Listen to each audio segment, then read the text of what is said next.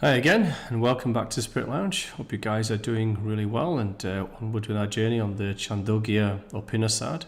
This is the third chapter of the Upanishad, and this is slightly longer than the last one, the chapter 2. So let's get straight into this. It's a little bit more interesting, this one. I hope you find. So, okay, the chapter 2 of the Upanishad, or chapter 3 rather, of the Upanisads. Sorry, I've got the Upanishad written twice on these. I need to change that. Okay, again, large body of work. It's the more esoteric spiritual version of the Vedas. There are 4 primary Vedas, Rig, Sama, Yajur, and Yatharva Veda, written 1200 to 400 BC. Hence the way it's written, as we've talked about many times. And if you do want to do, this is the book that we're going through. If you do want to read further depth, you can read that book, or actually read any other Upanishads book. This one I actually found, funnily enough, in the cellar or the basement, depending where you're living, what you call the cellar, of the home of this home. I was cleaning things out, and I was planning to do the Upanisads, and I was about to buy a book. And I found it in a box in the basement. So it was very fortuitous that I found this book, because I was planning to do the Upanisads next on the channel. And I'll walk through that and provide some teaching on it.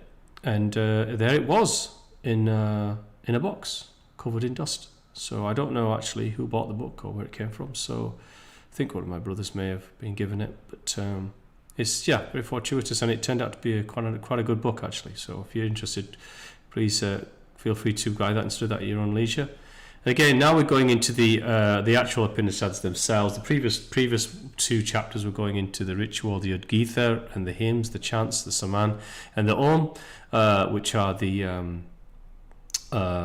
forms of worship, if you like, and this is now constitute the actual Upanishads themselves. But you recognize some of that. It is very similar to the Aranyaka Upanishad we went through prior to this. Okay, let's go in straight to this now. So this is the bear with me a moment. I'm just trying to see any comments. I do see comments on my the software that I'm using. So if you have any comments, please pass those on or say hi even.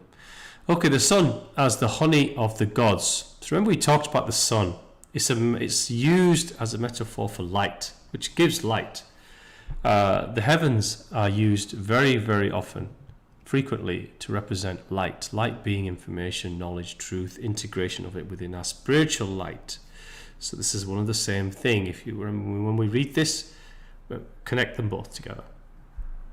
Okay, verily the sun is the honey. So honey is the sweetness, the food, the richness, the delight of the gods. The delight is also knowledge, truth, integration, internalization, contemplation of light is knowledge and truth. This is also the delight, the fulfiller of desires. So you can see how this is building and why they used such things back in 1200, 400 BC. When this was written by many seers and sages and spiritual ascetics that went into forests in contemplation and pulled this together through many sources. It wasn't written by a single source. So anyway, verily yonder sun is the honey of the gods, which are the rays, light, knowing, life. Of this the sky is the crossbeam, the atmosphere is the honeycomb, the particles of light are the brood, the eastern rays, eastern honey cells are the hymns, which are the archaics. The archaic hymns are the producers of honey. So when you sing and you pronounce the sound of home, then remember the practices we talked about in the first 2 chapters. When you perform this Udgita, you are producers of honey. The Rig Veda is the flower. Waters are the nectar. The hymns are indeed the bees. Those brooded on the Rig Veda issued forth as its essences. The same splendor flowed forth. The red appearance of the sun is. So effectively, the author's statement is that the sun is treated as the object of manifestation. I would say that the sun is treated as the giver of light to represent the spirit, the divine within. The sky is the crossbeam from which the honeycomb hangs, which is also the atmosphere. Remember the blueness preceded or over the energy of the light of the blue sky crosses over the darkness of the dark sky at night. These are all things of meditation and spiritual light coming in. It's a revelation. It's the unveiling from our true eye to ourself. In other words, this is light. This is what light actually is. Okay, Yajur Veda. It talks about the linkage to the other Vedas, to the Chandogya here. So there's one or two sentences that I pulled out. Okay, southern rays are its southern honey cells. So it repeats this quite a lot, you'll see. The Yajur's formulae are the producers of honey. These Yajurs brooded on the Yajur Veda. From it issued forth its essences, fame, splendor. It flowed forth, it went towards the sun. White appearance of the sun is. And it goes on to say this. It's the same sentence actually, just in a different context. Western rays are its western honey cells, the Yajurs. The Saman chants are the producers of honey. Saman chants brooded on the Sama Veda, issued forth its essences. The dark appearance of the sun is. The Athar Veda, and again it goes on, the northern rays are its northern honey cells, the Yajus, or however you pronounce that, I think is Yajus. The hymn of the Atharvans and the Angirasas are the honey producers. The flower is legend and ancient law. These hymns of them brooded upon flowed forth extremely dark appearance is the sun. These are tones of the Atharva Veda, the Sama Veda. So this is not moving. And sorry, bear me a second. Yeah, the Yajur Veda, the Sama Veda, and the Atharva Veda. So it doesn't seem to be moving here. Okay, and it goes. So that's the end of that repeating sentences. The Brahman. Now, its upward rays are its upper honey cells. So again, it's talking north, south, and now it's going up. This is the raising of the spirit for me. This is an analogy for that. Now its upward rays are its upper honey cells. The hidden teachings, Upanisads, are the honey producers. So in other words, studying the Upanisads produce that honey, that nectar, the delights.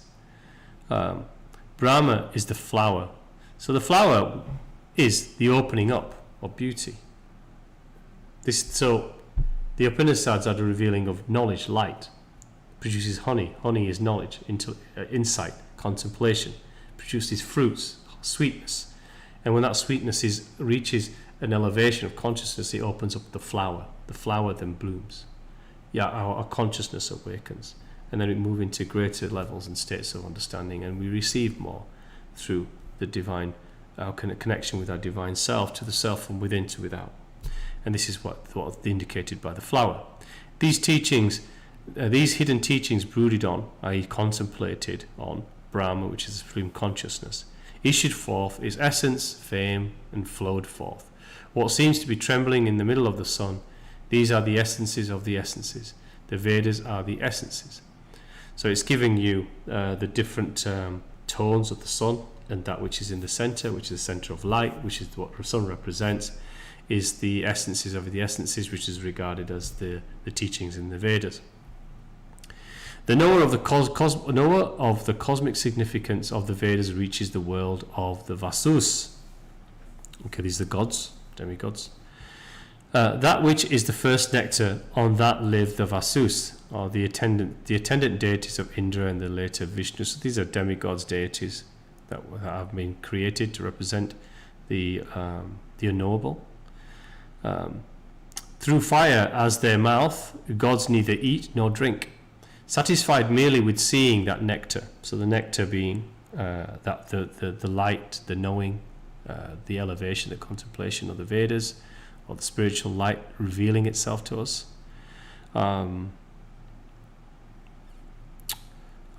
Satisfied merely with the seeing that nectar, they retire into this form, which is the color. The color of that nectar is the gold color, gold, the sun, the light, and come forth from this color, from this form, which is the color.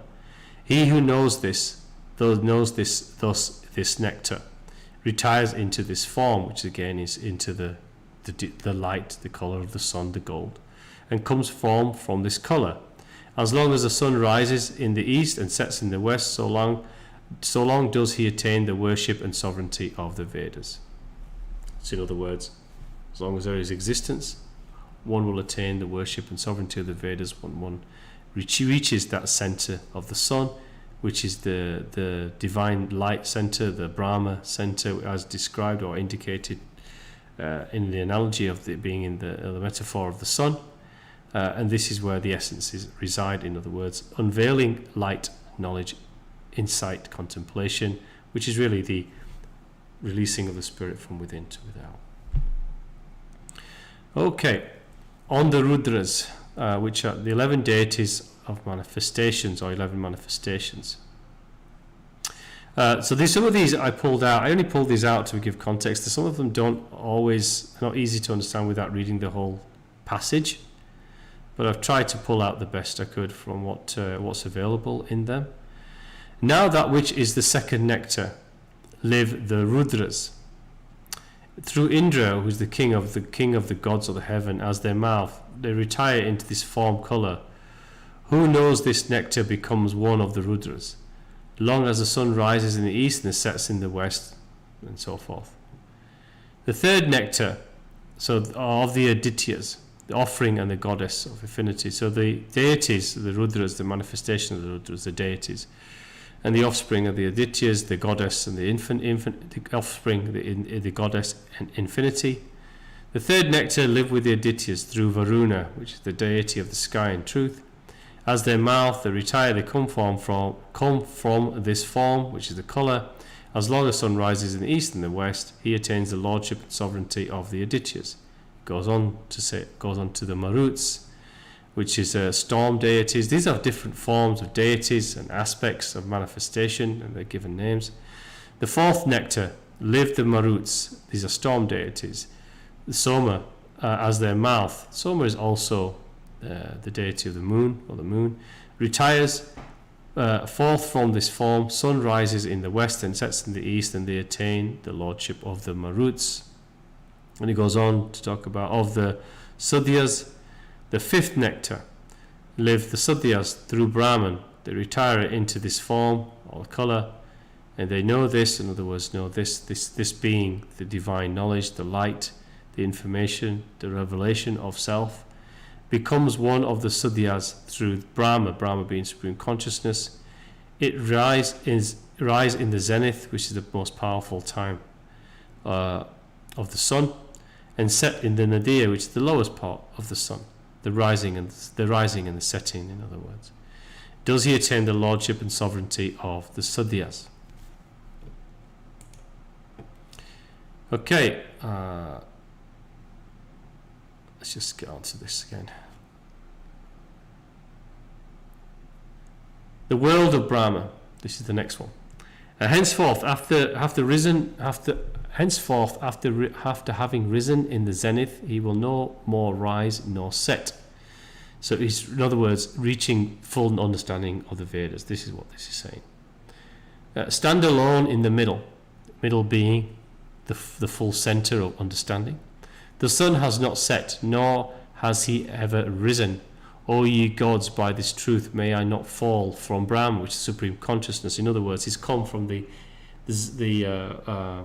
from the sun is moved towards the center, which is regarded as fulfillment of our desire to go into the God, or the desire to move into the hidden, unfathomable realm, or the Brahma consciousness. Brahma told Prajapati, the creator being. Prajapati told Manu. Manu, the archetypal man, passed this on to his descendants. Father may teach this Brahma to his eldest son. In other words, this is saying that the Brahma subconscious is passed down through deities and down into man through teachings. This is the Vedas, and then it's saying that the father may pass on this teaching to the eldest son, and no other, as this very historic Upanisad does state very often. The Gayatri. The Gayatri is a meter, a passage, a hymn, which is often sung. In fact, my grandma liked the Gayatri mantra, actually, quite a lot. The Gayatri Vedic meter which is a meter, which is a passage of verse, is all this that has come to be. The Gayatri sings of and protects everything here. Come to be, that came to be, is what this earth is. It come to be established. The body in man is. What the heart within man here is. Vital breath are established, they do not go beyond it. So this is talking about, as Brahma is incomprehensible by itself, these symbols are employed. Yeah, absolutely. So the Gayatri is just a hymn, a chant to the divine, in other words, that goes on. Is to express the spirit within the heart space through the breaths, which are the expressions of the hymns and the chants of the Saman, through the in-breath, out-breath, and the diffused breaths.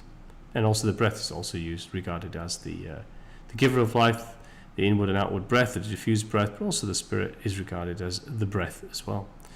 Gayatri has 4 feet and is 6-fold.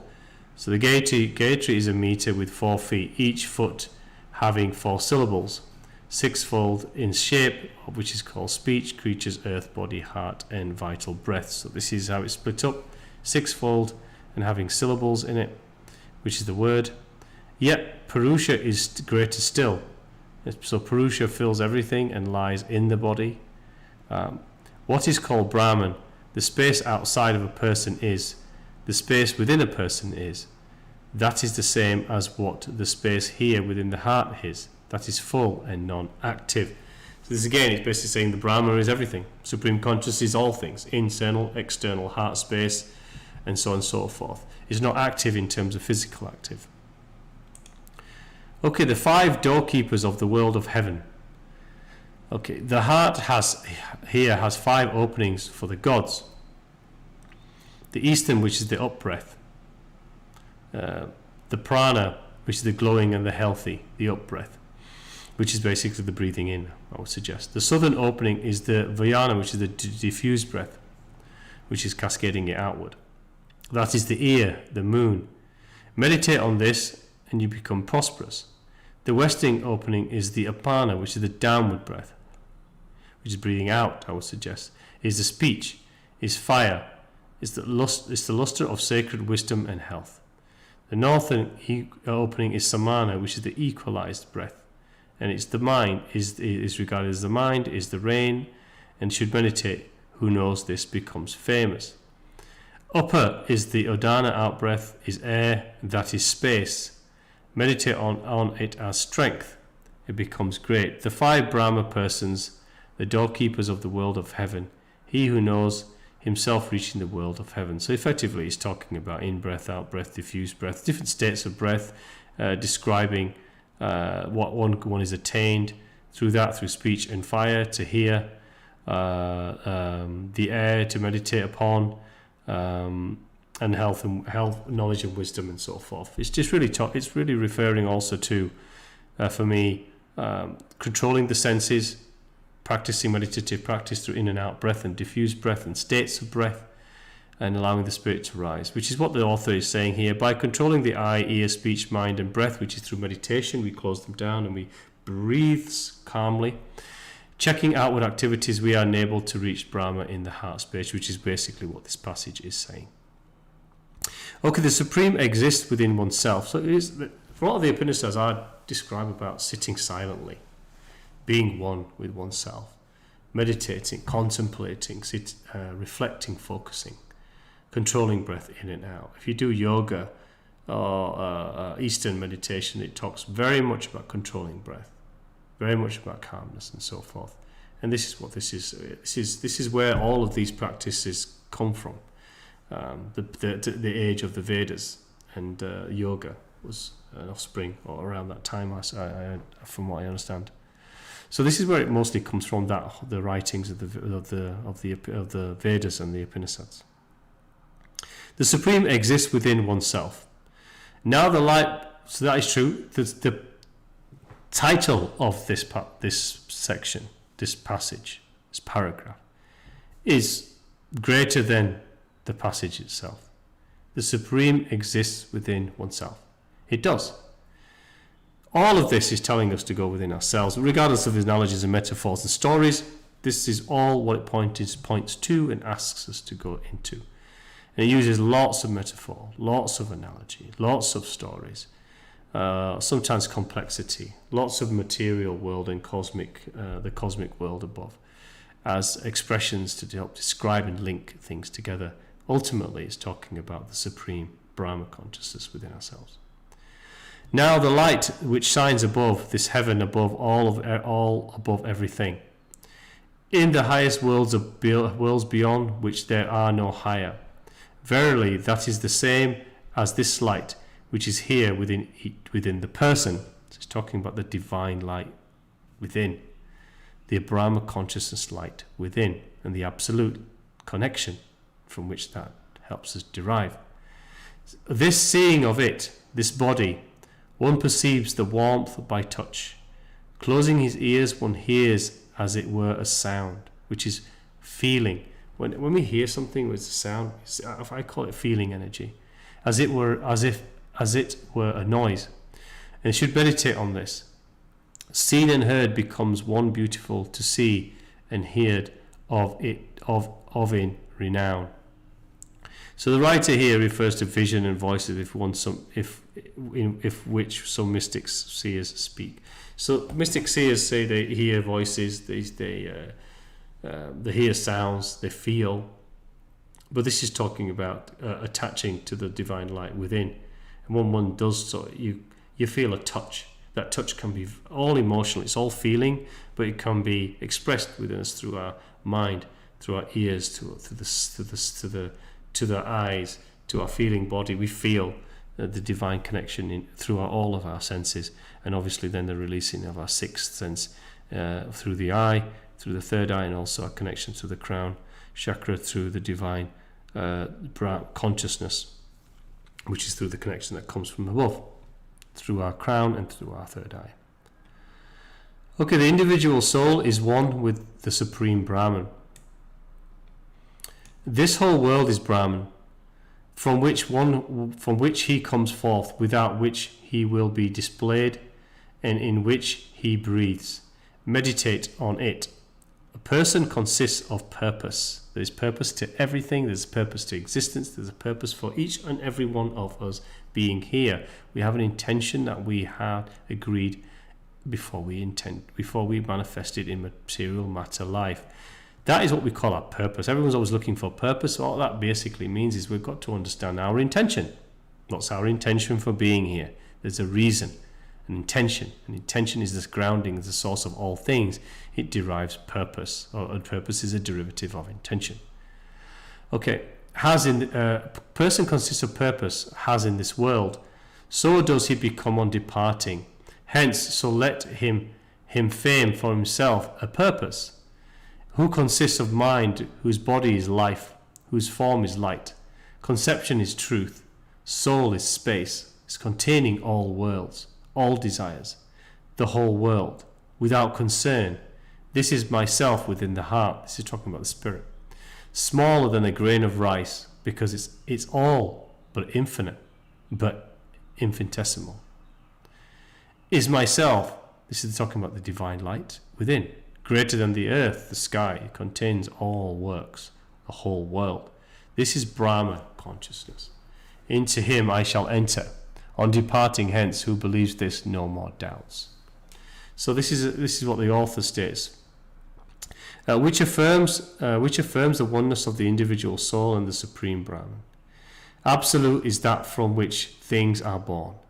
They repair. Next life depends on what we do in this life. Atman is both the transcendent, immanent, and the end of man is union with the self. Absolutely. The end of man doesn't mean the end of material, the physical expression of humanity.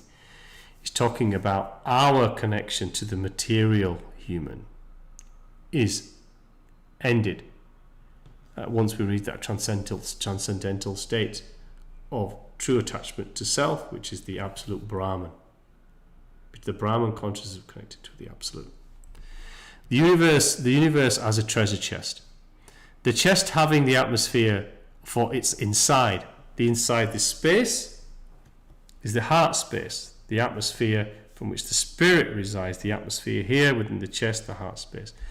Earth for its bottom, quarters of space are its corners, upper lid is the sky, one containing wealth, it rests everything here. Eastern quarters is named the Juhu, the region of Yama, which is the first of the 8 stages intended to lead the aspirant to samadhi or state of perfection. In other words, it's saying there are 8 stages of perfection coming up. Yama is the lower state where you enter the state of expression as you move up to the samadhi, being the final 8, or reaching a state of perfection, or entering a state of samadhi, which is state of absolute consciousness or expression of it, in which people suffer the results. I take refuge in the imperishable chest with this one. That means the space within the heart. Imperishable is the infinite spirit. This one is the infinite spirit. That's what this one is. I take refuge in the breath. Refuge in the Rig Veda, which are the teachings, knowledge, light. Light is knowledge, teaching, enlightenment, integration, contemplation, internalization. And in the Rig Veda, Yajur Veda, and the Sama Veda, the end of the Vedas, and the Atharva Veda, I would suggest. Okay, man's life a sacrifice. When one hungers and thirsts and abstains from pleasures, these constitute the initiatory rites. This is where the austerity, the sacrifice part comes in. And then you have the second part, which is how we then the spiritual revelatory part. Gora, after having communicated this to Krishna, said as he had become free from desire, take refuge in these three thoughts.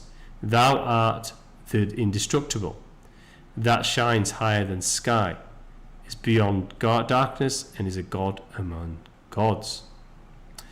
So it says in those that, so the author goes on to say, those that know Brahma with their eyes turned aside, with their hearts purged by the restrictions of the ascetic life, see the light all around. So what does that mean, eyes turned aside? That means turned aside from the material realm and allowing true sight to be seen through the energetic body itself. And are purged and they go into the ascetic life. So they remove all material expression. We'll go to ascetic life, which is what these ascetic seers, sages, whatever you want to call them, gurus, went into the forest to go into ascetic life, and then the culmination of that was the Upanisads. The fourfold nature of the individual and the world. One should meditate on the mind as Brahman. To the self, meditate on space as Brahman. Refers to the body, to the divinities. All space is used as it is all-pervading. It's subtle. The Brahma has 4 quarters. It has speech, breath, eye, ear, in reference to the divinities. Sun is 1 quarter, direct as 1 in the twofold directions. He goes on to say more, but I didn't put any much more in there. Again, that's the end of that chapter. So again, I thought it was more interesting than some of the, because they're building up slowly into much more fulfilling content. There's a very long section in one of them. Let's get back up here. I want to say, excuse me, sorry about that. So it's getting more interesting as we move forward. And again, remember the second coming, practice, know what one is doing, understand the hymns or the chants if you wish to do those, understand the rituals if you practice those, understand the symbols and the sounds if you practice those.